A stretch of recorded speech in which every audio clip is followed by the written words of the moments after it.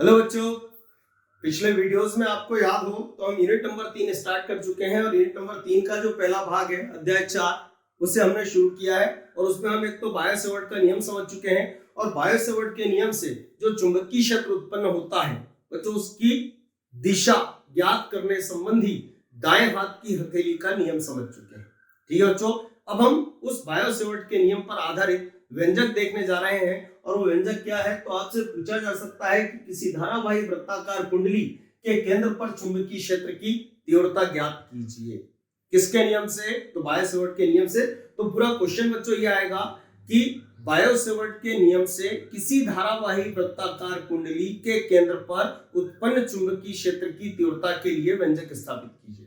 बच्चों आप जानते हैं कि कुंडली जो होती है वो तार से बनाई जाती है, मतलब तार के जब कई लपेटे लगाए जाते हैं, मतलब उसमें कई फेरे लगाए जाते हैं तार के, तो हमें कुंडली प्राप्त होती है।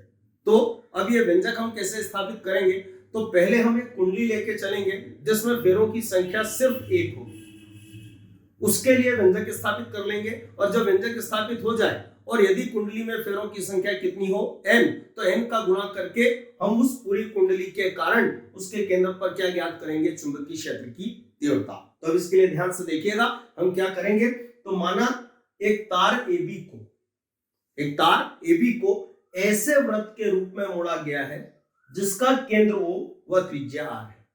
ठीक है बच्चों, अब इसमें हमने दर्शाई गई दिशा में I विद्युत धारा प्रवाहित करने पर, दर्शाई गई दिशा क्यों बोल रहे हैं बच्चों?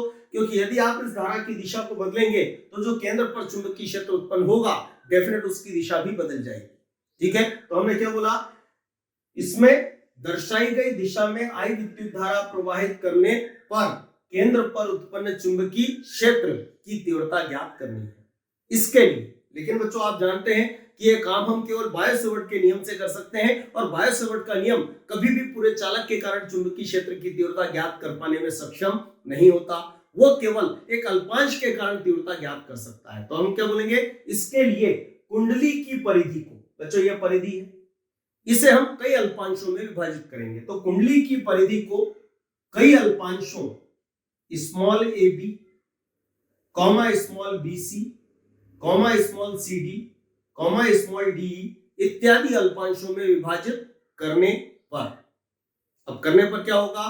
तो हम बायो सेवर्ट के नियम से पहले इन अल्पांशों के कारण केंद्र O पर क्या निकालेंगे? चुंबकीय क्षेत्र की तीव्रता, और फिर उन तीव्रताओं को यदि उनकी दिशाएं कैसी हो समान तो उनको आपस में जोड़कर इस पूरे एक फेरे की कुंडली के कारण केंद्र पर क्या निकाल लेंगे? चुंबकीय क्षेत्र की तीव्रता, और फिर उसमें n का गुणा कर n फेरों वाली कुंडली के केंद्र पर क्या ज्ञात करेंगे? चुंबकीय क्षेत्र की तीव्रता।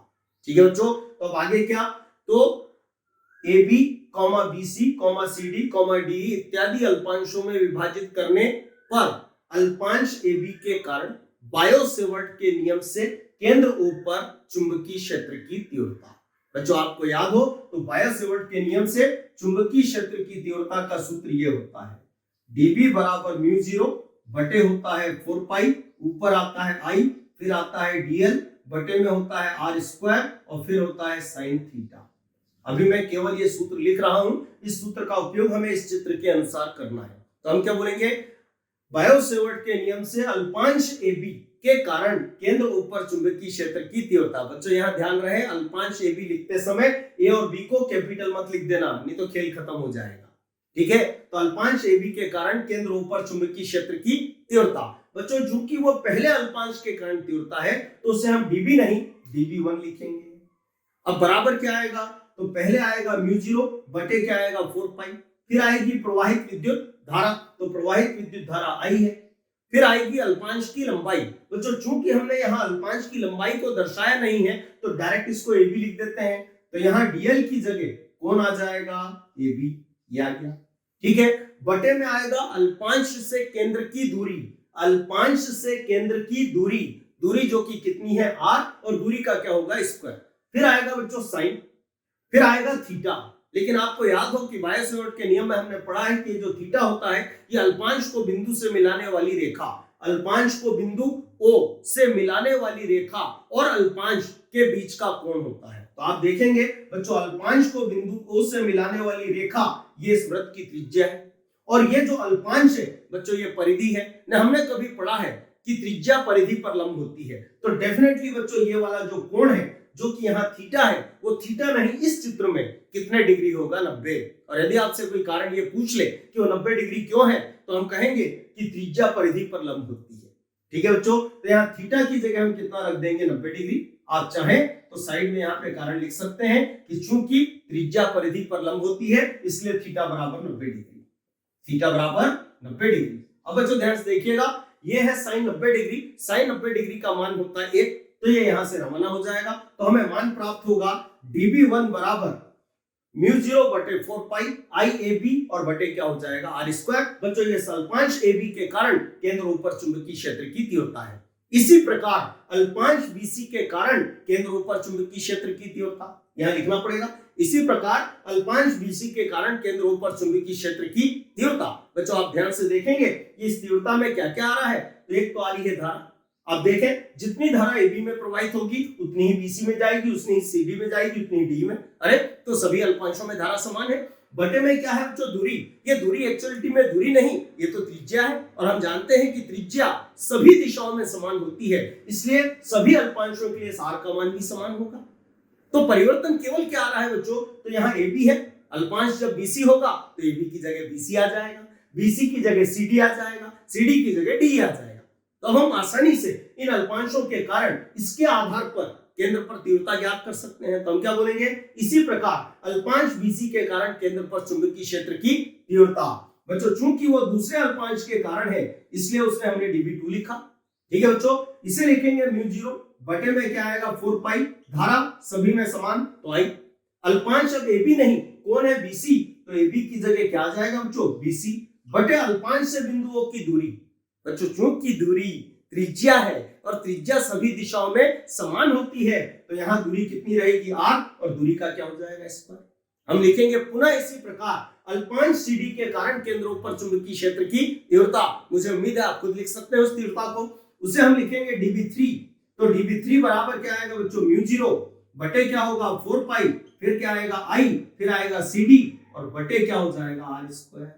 ये हो गया बच्चों। इसी प्रकार से हम अन्य अल्पांशों के कारण भी तीव्रताएं ज्ञात कर सकते हैं। तो हम इतने सक्षम हो गए हैं कि हम बाकी अल्पांशों के कारण तीव्रता ज्ञात कर सकते हैं। तो बहुत हो गया है, 3 हमने ज्ञात कर लिए हैं, तो हम लिख देते हैं dash dash dash dash dash dash dash dash मतलब, और इसी प्रकार आगे भी।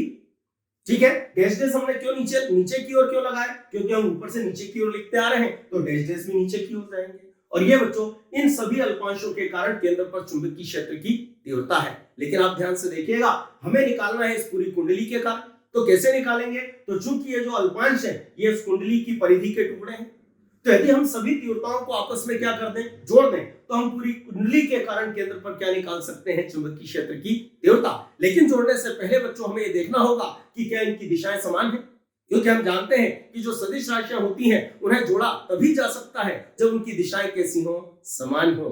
तो देखते हैं दिशाएं कैसी हैं, तो आप ध्यानपूर्वक समझिएगा।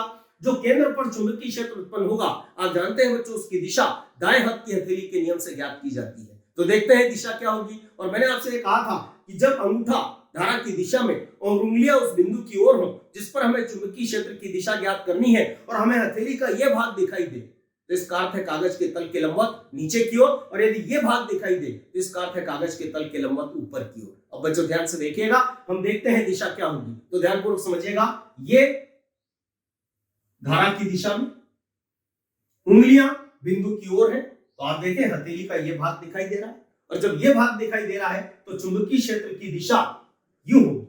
यूं मतलब बोर्ड के तल के लंबवत अंदर की ओर, मतलब आपके अनुसार बच्चों कागज के तल के लंबवत नीचे की ओर। ये तो अल्पांश AB के कारण। अब देखें BC के कारण क्या, तो ये BC के कारण, ये CD के कारण, ये DE के कारण। अरे सभी स्थितियों में दिशा किधर है, तो कागज के तल के लंबवत नीचे की ओर अर्थात समान है। तो हम इन सभी अल्पांशों की तीव्रताओं को आपस में जोड़कर इस पूरी कुंडली के कारण केंद्र पर क्या निकाल सकते हैं, चुंबकीय क्षेत्र की तीव्रता। तो हम क्या बोलेंगे, चूंकि दाएं हाथ की हथेली के नियम से, शब्दों पे ध्यान दीजिएगा, लाइन लिखना पड़ेगी हमें, दाएं हाथ की हथेली के नियम से सभी अल्पांशों के कारण केंद्रों पर चुंबकीय क्षेत्र की दिशा कागज के तल के लंबवत नीचे की ओर होगी। अतः संपूर्ण कुंडली के कारण केंद्रों पर चुंबकीय क्षेत्र की तीव्रता, बच्चों चुंबकीय क्षेत्र की तीव्रता को हमने क्या लिखा, B।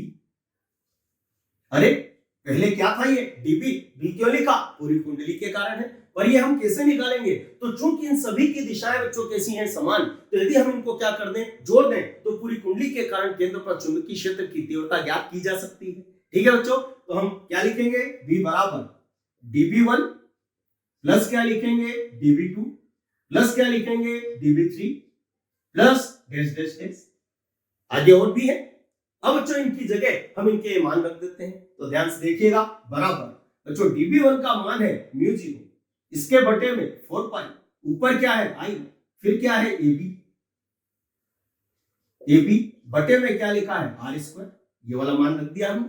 प्लस में क्या आएगा, तो dB2 बच्चों, dB2 का मान ये μ0 बटे 4 पाई, अरे समझ में आ रहा है कि नहीं आ रहा है, μ0 बटे 4 पाई, ऊपर क्या आएगा I, फिर क्या होगा BC, इसके बटे में क्या आ जाएगा R², प्लस तीसरे अल्पांश के कारण तो μ0 के बटे में 4 पाई, साथ में क्या आएगा I, और क्या आएगा CD बटे क्या हो जाएगा R² plus dash dash dash dash dash dash, मतलब आगे और भी।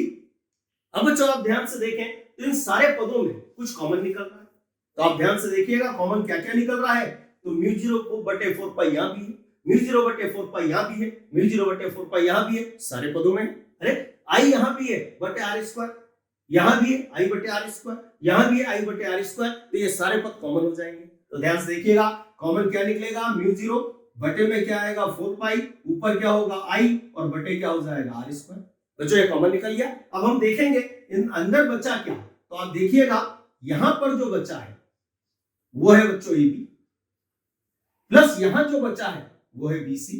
समझ में आ रहा है कि नहीं आ रहा है, चिन्ह काय का, प्लस बच्चों यहां जो बचा है वो कौन है CD, और प्लस क्या हो जाएगा dash dash dash dash dash dash, मतलब आगे और भी है पर हमारी इच्छा नहीं लिखने की। ठीक है, अब ध्यान से देखिएगा बच्चों, ध्यानपूर्वक समझना, ये जो आप लिखा है AB BC CD, ये सभी क्या है, तो इस कुंडली की परिधि के टुकड़े हैं, और उन टुकड़ों को हमने क्रम से जमाया है, देखिए मतलब क्रम से जोड़ा है, A के बाद B, B के बाद C, C के बाद B, ये क्रम से जुड़ रहे हैं। अरे तो जब ये परिधि के टुकड़े हैं और इनको हम क्रम से जोड़ेंगे तो स्वयं के वापस से परिधि बनेगी। तो बच्चों ये पूरा क्या है, तो ये इस कुंडली की परिधि है, और परिधि का सूत्र होता है बच्चों 2 पाई गुणित त्रिज्या। त्रिज्या यहाँ कितनी है R, तो ये हो जाएगा 2 पाई R। तो हम इस ब्रैकेट को चाहे तो परिधि अर्थात 2 पाई R लिख सकते हैं। ठीक है बच्चों, तो ध्यान से देखिएगा, ये होगा μ0 बटे में क्या आएगा 4 पाई, फिर क्या होगा I बटे R², ये तो जैसा है वैसा, और ये बच्चों पूरा ये इस कुंडली की परिधि है। मेरी बात समझ में आ रही ना आपको, कुंडली की परिधि क्यों, अरे तो ये टुकड़े किसके हैं, परिधि के, ना टुकड़ों को हम वापस से जोड़ेंगे तो क्या बनेगी कुंडली की परिधि, और परिधि का सूत्र होता है बच्चों 2 पाई गुणित त्रिज्या, त्रिज्या मतलब R, तो ये हो जाएगा 2 पाई R, 2 पाई R, ये हो गया। आप चाहे तो यहाँ साइड में लिख सकते हैं, क्योंकि कुंडली की परिधि बराबर 2 पाई R। ठीक है बच्चों, अब ध्यान से देखिएगा, जब हम इस ब्रैकेट को खोलेंगे, ध्यानपूर्वक समझना, तो एक तो पाई से पाई कट जाएगा, 2 से 2 दूनी 4, तो नीचे 2 बचेंगे, और R से 1 R कट जाएगा। तो आप ध्यान से देखिएगा बचा क्या, तो μ0 और क्या बचेगा I बटे में क्या बचेगा 2, और साथ में क्या हो जाएगा R। बच्चों ये चुंबकीय क्षेत्र की तीव्रता है, लेकिन ध्यान रहे कुंडली के सिर्फ एक फेरे के कारण है। लेकिन बच्चों यदि कुंडली में फेरों की संख्या कितनी होगी N, कितनी होगी N, तो एक चक्कर की लंबाई ये होती है, तो 2 की क्या होगी, तो इसमें 2 का गुणा करना पड़ेगा, 3 की क्या होगी, तो इसमें 3 का गुणा करना पड़ेगा, 10 की क्या होगी, तो इसमें 10 का गुणा करना पड़ेगा, और n फेरों की क्या होगी, तो डेफिनेट इसमें परिधि के सूत्र में n का गुणा होगा, और जब इसमें n का गुणा होगा तो n का गुणा यहां भी आएगा। तो हम क्या लिखेंगे, अब यदि कुंडली में फेरों की संख्या n हो, कुंडली में फेरों की संख्या n हो, तो b बराबर क्या होगा बच्चों, b बराबर μ0, साथ में क्या आएगा Ni, और बटे क्या हो जाएगा 2R, और इसे कहते हैं n फेरों वाली धारावाही वृत्ताकार कुंडली के केंद्र पर उत्पन्न चुंबकीय क्षेत्र की तीव्रता, और इसे कहते हैं किसी वृत्ताकार लूप के केंद्र पर चुंबकीय क्षेत्र की तीव्रता। लूप मतलब एक फेरे वाला, ठीक है, और ये चुंबकीय क्षेत्र की तीव्रता। ठीक है बच्चों, और हमने पढ़ा है कि इस अध्याय में चुंबकीय क्षेत्र की तीव्रता का जो सूत्र उपयोग में लाया जाता है, आपको याद होगा, वेबर पर मीटर स्क्वायर होता है। ठीक है बच्चों, तो इसे कहते हैं बायो-सेवर्ट के नियम से किसी धारावाही वृत्ताकार कुंडली के केंद्र पर चुंबकीय क्षेत्र की तीव्रता। और बच्चों याद रखिएगा कि ये तीव्रता किन बातों पर निर्भर करती है, तो आप देखें n फेरों की संख्या है, I विद्युत धारा है, ये दोनों ऊपर बैठे हैं और R उस कुंडली की त्रिज्या है जो कहां बैठी है, नीचे। तो क्लियर है बच्चों, उत्पन्न चुंबकीय क्षेत्र की तीव्रता, शब्दों पर ध्यान दीजिएगा, उत्पन्न चुंबकीय क्षेत्र की तीव्रता फेरों की संख्या के अनुक्रमानुपाती, प्रवाहित विद्युत धारा के अनुक्रमानुपाती और कुंडली की त्रिज्या के व्युत्क्रमानुपाती होती है। ठीक है बच्चों, तो ये याद रखिएगा, ध्यानपूर्वक इसको और आप समझना। ठीक है, बहुत अच्छा व्यंजक है और इंपॉर्टेंट व्यंजक है। अगला टॉपिक अब हम अगले वीडियो में समझेंगे। ठीक है बच्चों।